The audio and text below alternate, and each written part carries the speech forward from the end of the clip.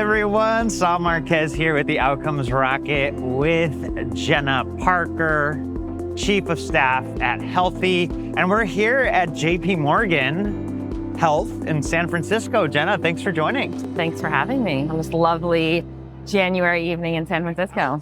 Listen, it's beautiful, there's no rain. You just got back from an hour and a half workout, and you've been like 2 days into this conference. That's pretty intense. I love that.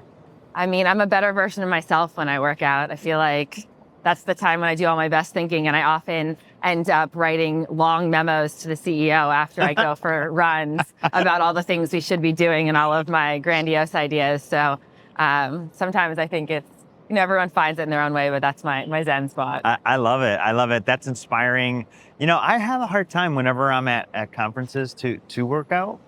So like, what's the secret? What gets you going? For me, it's like eating and sleeping. I have to do it. It just makes me whole. Point. Yeah, it makes me whole. I grew up thinking it was normal to exercise every single day. So it's just a part of my life. And when I'm planning for conferences, I take into account, I've got lots of meetings, but I block off time on my calendar to make sure God that bless you. I love it that. exists. Yeah, I mean, then I'm more productive. I'm in a better mood when I meet with people, So I think all in all, it's a benefit to everyone. Amazing. Well, thanks for the inspiration on that. Okay, so we're talking insights and predictions here from JPM Health. Before we begin though, I actually want to give you a chance to talk about Healthie. What do you guys do? Why is it different? Why does it matter? Oh, gosh. So Healthie's been around for about 9 years now. That whole 10 years to an overnight success thing.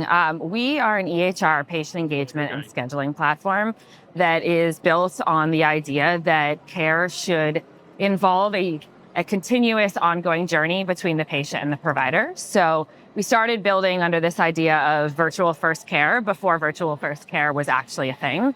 And so we serve a variety of segments, everything from behavioral health to women's health, MSK, chronic pain, weight loss, you name it, we probably serve it. And we serve everything from small practices, solo practitioners, private practice in the health and wellness space, through very clinical practices all the way up to venture-backed Series C+ organizations. Beautiful. So you guys serve a lot of organizations as their EHR. Correct. Yeah. And virtual first is the name of the game for you guys, right? Yeah, so any kind of care delivery that has some sort of asynchronous longitudinal aspect to it. So they can have brick and mortar locations, but the idea is that there is some sort of ongoing relationship happening between the patient and provider. Yeah. And the platform's different because we were built with this idea that it should be API first and very modular, enabling care providers to build on top of us very easily and to build the kinds of care workflows and care delivery journeys that are specific to the way that they want to meet and reach their patients. I love that. So thank you for sharing that. And I saw you guys at BHT. Now I see you guys here. I'm seeing you guys everywhere. So you guys are definitely making a push. You're making it known to the market what you're up to very successfully. As far as insights go, what's top of mind for you from this conference that, sits at the top that you want to share with our podcast viewers and listeners? I went to a happy hour the other evening. It was focused on neuroscience and behavioral health.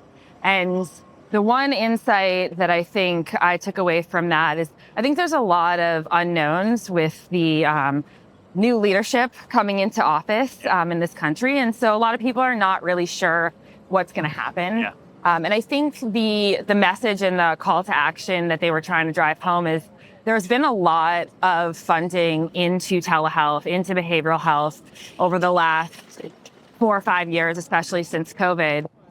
But there is no guarantee that will continue. Mental health in this country is still a huge crisis, but we're struggling to really get outcomes. And so really, as care providers, we have to keep driving that innovation forward and driving those outcomes and finding ways to go to bat to ensure that funding is in place for the types of care that we're trying to deliver. I think, getting rid of telehealth or making it harder for people to access care and going backwards is going to be really detrimental to everyone. So that was the big takeaway there, is that there's a lot of work to be done. And It may take all of us really stepping up and pushing and making our voices louder, especially depending on what happens in the White House and Congress and the Senate as we go forward.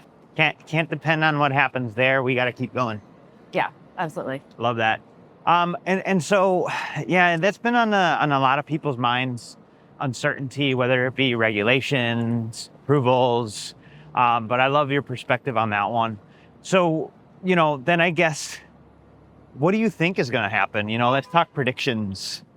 Oh gosh, Ken with let's be bold here. That administration coming into office. I mean, the man has threatened to remove the FDA. So, I mean, look, I think all of our eyes were very much opened a few weeks ago with what happened with the death of the president of United Healthcare, that there's a lot that still needs to change, and that healthcare still is not serving the public the way that it really needs to in this country. So I'm hoping that becomes a catalyst for us to start to really push for change that is really helping the everyday person get the care that they need in a way that they can actually afford. But I would not dare a guess at what kinds of things will be done once he takes office. I mean, I know there's talk about will ONC suddenly be deprioritized? I'm not going to touch that with 10 That's fair. That's fair. I appreciate that. But ultimately, the call to action is, hey, let's stay with it. Let's keep going forward. And so if folks out there want to learn more about Healthie, about you, the team, where can they go? Where can they find out more? Well, you can certainly stumble across our website. It's www.healthie.com. You can learn all about our platform. You can sign up for a trial so you can test it out yourself. Certainly reach out to our team. We love to talk about what we're doing and talk about the way that we're helping to support care delivery of all different kinds, reaching people where they are, whether that's remotely or in big cities, and whether that's behavioral health or pediatric care or primary care or women's health. That's what we're here for, is to help people get the care that they need. Well, that's amazing. You guys are doing it in a very different way. So for all of you listening to us, make sure you check them out. And then the last thing that I was going to ask you, Jenna, is around the JP Morgan sort of best practices, for somebody wanting to come here and make the most out of their JP Morgan Health experience. What do you recommend? And why do you come here? Yeah, this is my third year at JP Morgan. The first time that I came, I had to convince the company that it was worthwhile. It's a funny conference because most people don't actually go to the conference. Yep. What happens is, well, this is going to be noisy, sorry. Most of the companies that we want to talk to, our customers, our prospects, the third-party partners that are part of our harbor, right? That they're all in town to meet with different people. So I felt like we had a happy hour last night. I felt like it was like a high school reunion, saying hello to all of my good friends. That was fun. Yeah, so you guys did a good job. It's a great opportunity to see people, to kick off the year. I would say we do a lot of outreach before we come to see who's going to be in town, to set up meetings. What's your rule of thumb on that, time-wise? Some people say 6 months.